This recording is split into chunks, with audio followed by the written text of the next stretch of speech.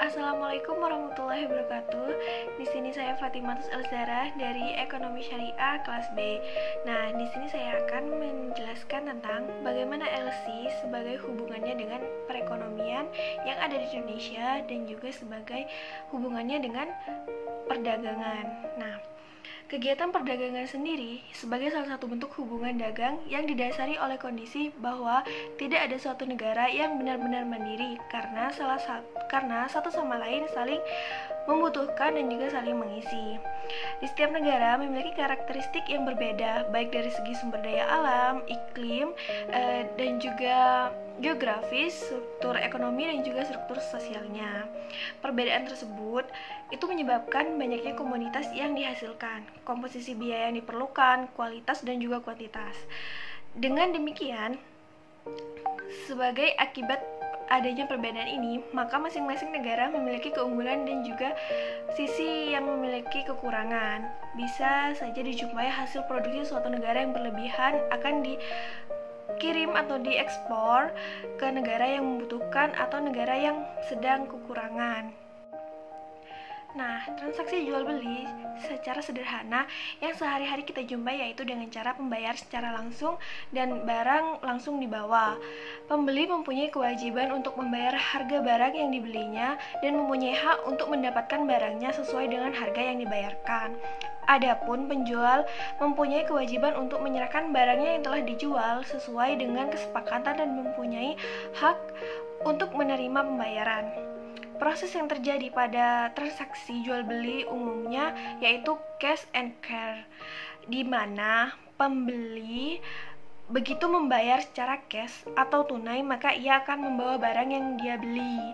Begitu juga sebaliknya, di mana penjual ketika telah menerima pembayaran secara cash maka ia akan menyerahkan barang yang dia jual kepada si pembeli.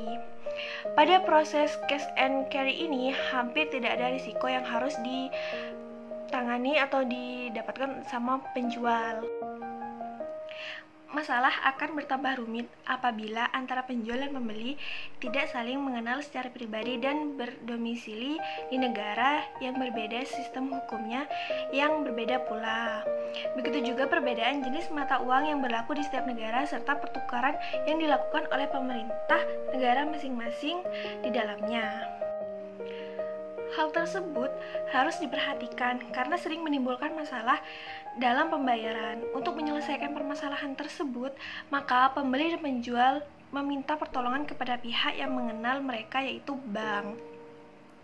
Pembeli membayar sejumlah uang kepada pihak lain tersebut yaitu bank beserta dengan syarat-syarat yang dikehendaki oleh pembeli untuk dipenuhi oleh si penjual.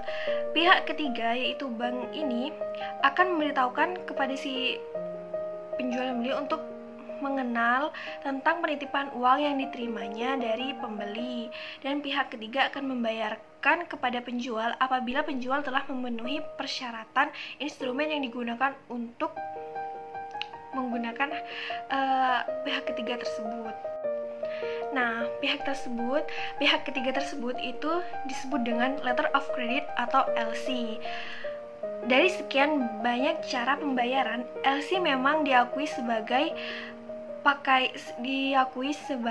banyak digunakan karena Convention of International Sale of Goods telah mengeluarkan pedoman penggunaan LC di banyak negara yang dinamakan Uniform Custom and Pricing for Documentary Credit atau UCP. Letter of credit sendiri dibutuhkan dalam perdagangan internasional karena ekspor dan impor yang terpisah baik secara geografis. Bahkan secara pribadi, baik eksportir dan importir saling tidak mengenal. Bagi eksportir merupakan risiko besar mengirim barang apabila tidak ada jaminan pembayaran. Oleh karena itu, untuk mendapatkan jaminan tersebut, eksportir meminta kepada importir agar membuka letter of credit untuknya. Nah, kaitan LC ini dengan perdagangan internasional yaitu memiliki peran yang sangat penting. Peran tersebut yaitu adalah untuk mempermudahkan pelunasan pembayaran transaksi ekspor, mengenamakan dana yang disediakan importir untuk membayar barang impor dan menjamin kelengkapan dokumen pengapalannya atau pengeksporannya. Oleh karena itu, LC tampak merupakan jaminan atau pelunasan barang yang dikirim oleh penjual atau si eksportir ini. Jadi, untuk kepentingan eksportir, LC harus dibuka lebih dahulu sebelum barang dikirim. Sehingga ini penting untuk diketahui mengenai penggunaan LC dalam perdagangan internasional, khususnya di kawasan ASEAN atau ASEAN Economic Community.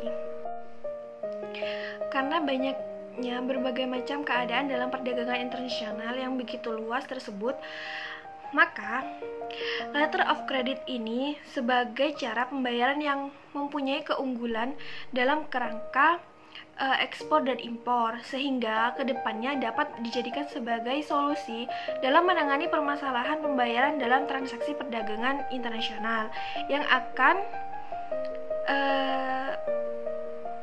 akan mempermudah pengguna letter of credit ini sebagai cara pembayaran transaksi perdagangan internasional tersebut. Nah, jadi dengan adanya letter of credit ini, kita sebagai pengekspor atau pengimpor itu akan lebih mudah dalam melakukan transaksi pembayaran. Jadi tidak perlu adanya keribetan atau tidak lagi disulitkan dalam masalah pembayaran ataupun ya dalam transaksi pembayarnya tersebut.